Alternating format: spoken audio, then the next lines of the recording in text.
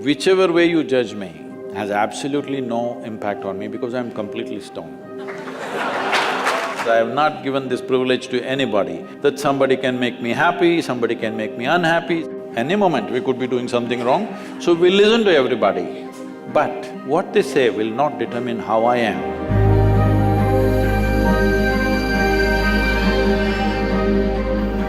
So Sadhguru, sometime back I happened to be in a situation where a friend of mine was drunk. So when she was in the drunk state, she was repeatedly saying that please don't judge me as I'm drinking, please don't judge me. It is… but she's lost her judgment, but she doesn't want you.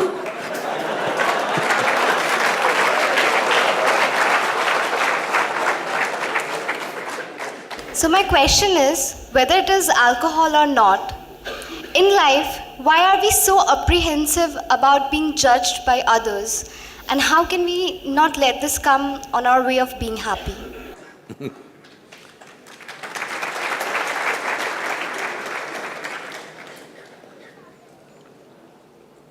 Look at me. See, I'm always stoned.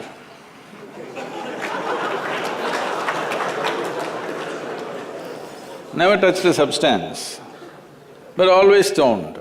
You can judge me whichever way you want.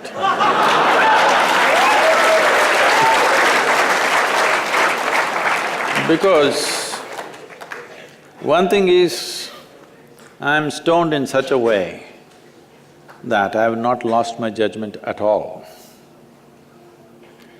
And at the same time, whichever way you judge me has absolutely no impact on me because I'm completely stoned.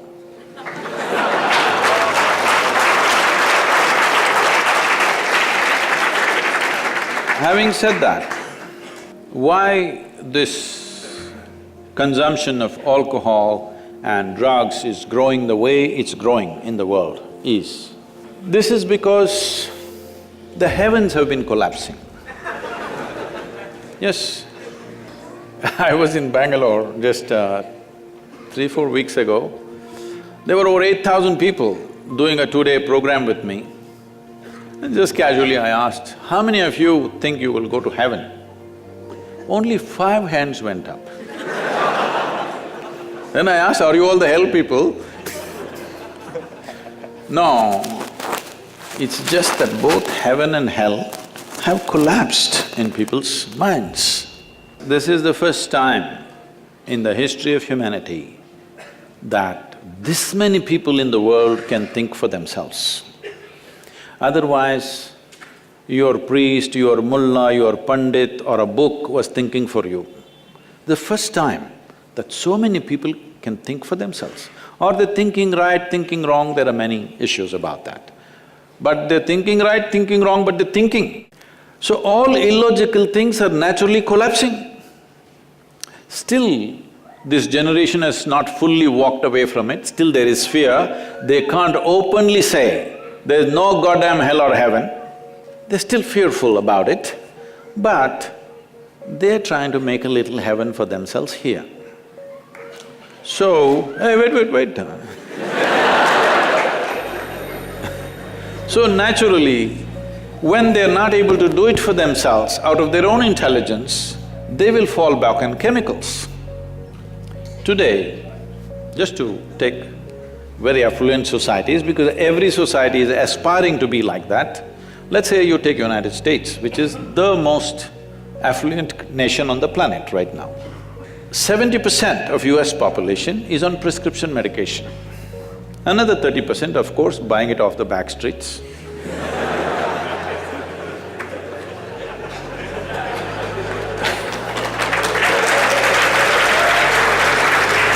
Most affluent nation, obviously affluence is not working. To be healthful, you need chemicals. To be joyful, you need chemicals. To be peaceful, you need chemicals. To be ecstatic, of course, that is ecstasy. So, I'm not even looking at it morally. It's never a moral issue for me. If 90% of this population right now is on chemicals, believe me, the next generation that we produce will be a generation which is much less than us.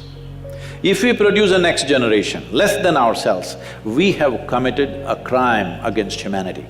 Because the next generation must be at least one step ahead of us, otherwise we've lost it. We've lost the entire process of civilization when we produce a next generation which is actually less than us. So, we are heading towards this rapidly unless we teach individual human beings how to simply sit here and be blissed out. Stoned enough or no? Just look at me. But am I conscious enough, alert enough, clear enough? If there was a way to intoxicate yourself without losing your judgment, without losing your awareness, without losing your intelligence, it's a great thing. Intoxication is a fantastic thing. Only problem is, it takes away your judgment, it takes away your intelligence, incapacitates you. That is the problem, isn't it? Is it true? Ask anybody, you're not in the medical sciences, but ask anybody, is it true that this body here is the greatest chemical factory in the universe right now? The universe that we know at least? Only problem is you're a lousy manager. If you know how to manage this, you would be like me, always blissed out. Anybody can say what they want, anybody can do what they want.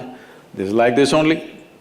Because I have not given this privilege to anybody, that somebody can make me happy, somebody can make me unhappy, somebody can make me miserable. Right now, you are a consequence of other people's opinions.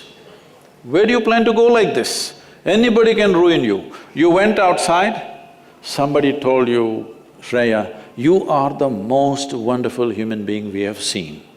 Then you were floating on that cloud, what number? What number? 9. Oh, in South we do 11. You were floating on cloud whatever number and you came home, people at home told you who you really are. And the cloud will crash. No. It's very important that neither this way or that way, we listen to everybody because we could be doing something wrong. Hello? Any moment we could be doing something wrong, so we listen to everybody. But what they say will not determine how I am. Never, ever. This you must fix and you must tell your friend when she's not drunk. Because otherwise she won't understand.